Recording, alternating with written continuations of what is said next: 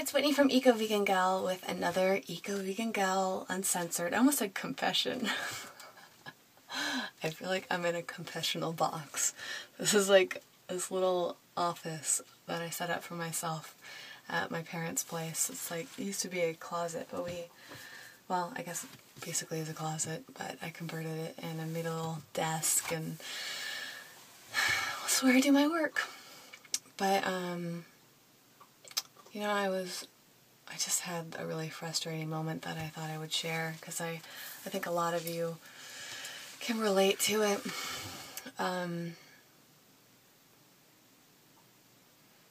Still collecting myself.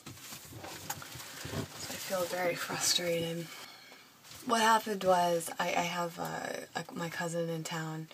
It's been really nice. Actually, I'll start off with a good little story. Last night, my dad had a friend of his, I guess they met through work, and he had his friend over, and my cousin was here, and we all sat down to this great dinner, and I made my pesto rice, which you should check out. It's on the main channel. And what else did we have? We had really good butternut squash that was fresh from my friend's garden. And it was wonderful. We had this great talk, and it turns out my dad's friend got really into the whole foods plant-based way of eating. He's lost 40 pounds. He looks fantastic. I mean, I don't know how old he is, but really attractive guy. I can't even imagine being 40 pounds overweight. But we just had these great discussions. You know, he's going, Forks Over Knives inspired him. He's watching like every documentary he possibly can. And he's got his wife on board because he's cooking a lot of the food. And I just felt like really excited and empowered. And I was like, this is so good for my dad to be around this guy and to talk with this guy. And, you know, my cousin was there, and I just felt like just really excited about it. And then my cousin and I went to this great grocery store, and I've talked about it several times on Instagram and stuff if you follow me on there. It's in Concord, Massachusetts, or West Concord, and it's called Deborah's Natural Gourmet, and they just have such an incredible selection. It's almost like a mini co-op there. Got that type of feel. Yeah, and I just, you know, I was feeling really good, and we've been eating a lot of great foods, and, you know, it's always nice when you have people in town and they're open introducing, but, and she considers herself kind of a pescatarian, which is awesome, and really open to, like, the eco-friendly things, and just a healthier way of life. It's awesome. But I realized I'm still really struggling a lot with seafood. I feel like I've been really tolerant most of my veganism. You know, I guess it's because people around me have always eaten meat. And so, especially with seafood, like, I've definitely been more tolerant and lenient of that. And I never want people to feel like I'm judging them, or I disapprove, or I'm trying to force them to eat vegan or convince them into that. I mean, I guess maybe in subtle ways I'm convincing, but I always try to be just really diplomatic and gentle and loving and all of that, accepting. But I had like this little break today, or just like 15 minutes ago. My cousin really wanted to go out and have some fresh seafood out here in Massachusetts. She's, you know, from Ohio, and that's fine. But she, you know, my mom's like really into seafood, just so passionate about it. And both my parents aren't interested in giving up seafood. And it's always kind of a little bit of an argument with us, but I'd really try to stay out of it unless I got brought into it. And they all wanted to take the whole family out to seafood restaurant, and they were talking about lobster, and just the way that they were talking about it, I just started to feel really uncomfortable and upset about it. So I'm sitting there in the other room, like, just trying to tolerate it, and just trying to, like, you know, let them talk about it, not get involved. And then it got to the point where, like, they're discussing what restaurant they're going to and reservations and this and that, and I thought, you know, I should probably tell them that I don't want to be around them if they're going to be eating lobster, because lobster is really hard for me, because it's just like, I guess killing any living creature in general is uncomfortable, but lobster especially just always seems so brutal, the way you're dropping it in boiling water. So I said, gosh, I'm just like thinking about seeing that lobster on a plate. Like it's probably one of the very few instances where you see the full body of an animal and you eat out of it and you crack it, and it's just intense and not something that I am interested in being around.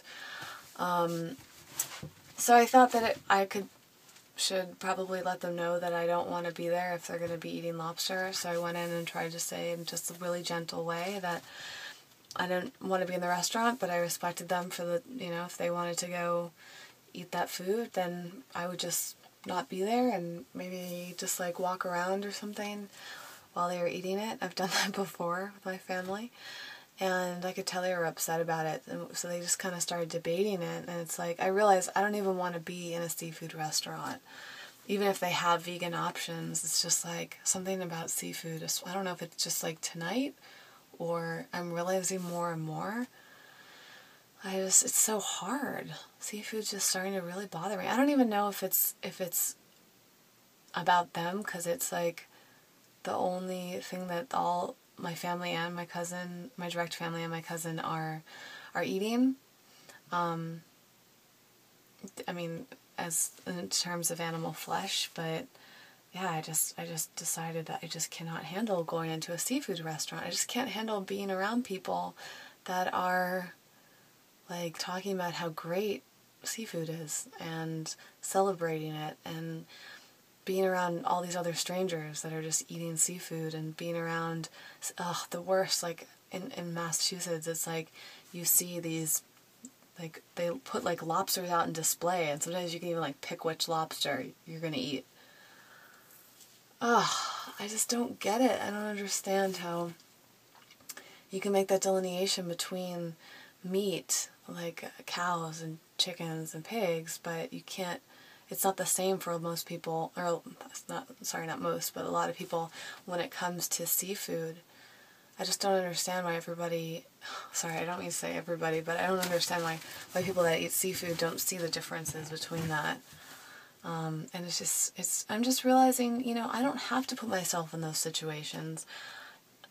It's hard when it's family, though, and that's one of the biggest questions I get over at Eco Vegan Gal is, what do you do when it comes to family things? How do you handle yourself? What do you say? Do you go and just suck it up, or do you like kind of boycott it and choose not to be there? I guess it's on a case-by-case basis, and this is not a subject I really want to explore more in a more professional manner, but in terms of my personal feelings in this UnCensored format, just right now, just today, I don't want to be involved with it. I just feel like almost in a way that sometimes when you tolerate and accept things, you're almost promoting them in a way, which actually goes against like how I normally live, because I feel like tolerating other people and being loving and accepting and patient with them and their choices is really important. But at the same time, you vote with your dollar. So if I'm eating even vegan food at a restaurant that I'm not comfortable being in, I'm still supporting them and their business. But on the other hand, it's like, well, it's also nice. It gives me an opportunity to go there and ask for a vegan dish, because it shows that, it's important to have the vegan options there. So it's such a hard debate, I don't know. I think it's just a lot more of the personal side for me right now. It's just really frustrating. And I haven't quite figured out how to handle it with my family, especially my mom, in a way that doesn't make me seem like I'm being rude or stubborn.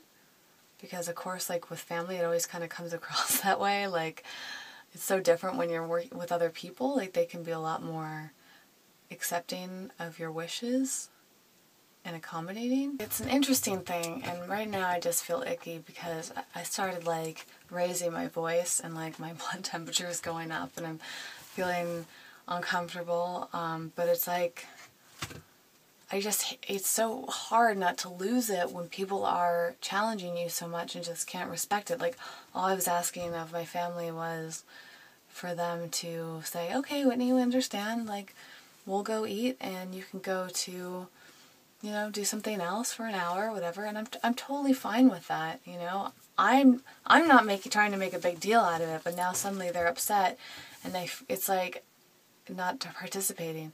You know what? That reminds me, actually, there's a fantastic chapter about this in the Pleasure Trap book, which I really, really highly recommend. I'm doing this Eco-Vegan book club, for those of you who are unaware, through Google+, and we're reading this fantastic book, and a really good chapter talks about the reasons why some people are,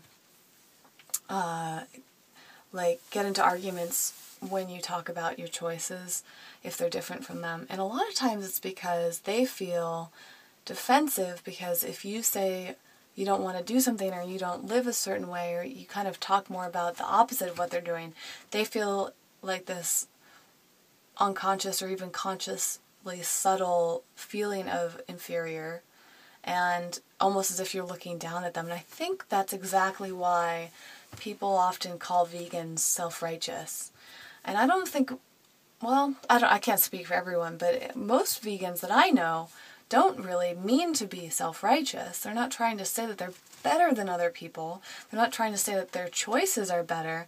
They're really just saying that this is what they choose, and this is, you know, an option. I mean, there are plenty of vegans that think that veganism is better, but psychologically we can't really use that term unless, you know, without expecting people to become defensive. So it makes sense, but it also makes sense when you're not even directly saying that you disapprove. Even just bringing up your choices to other people can make them feel kind of bad about their choices, and then they often want to be combative as a result, to kind of just defend themselves and make sure that they're not being knocked down, you know.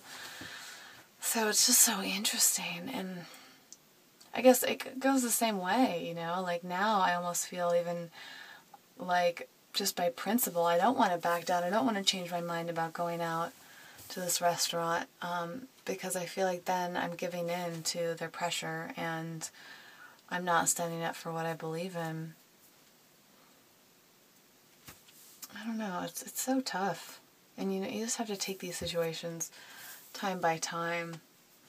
But I definitely feel like a desire to, like, please my mom in a way. Like, she always comes off as kind of judgmental and harsh on me and critical, and I feel like I kind of let our relationship down based on the way I kind of behaved. Even though I feel like I kept myself generally put together, I kind of let her badgering get the best of me and react in more of a heated way. I think it's just being around your parents sometimes brings out the child in you. So, it's a journey, and I learn from it, you know. You just got to stay true to yourself. It's like, it's nothing personal to them. Like, I just don't want to be around it, so I'd rather risk that uncomfortable situation with them to stay true to what makes me feel comfortable and my ethics than give in just to make someone else feel more comfortable. Because that's just such a false sense of security. You're not feeling secure, and they're not feeling real security because you're just pretending to be secure, you know?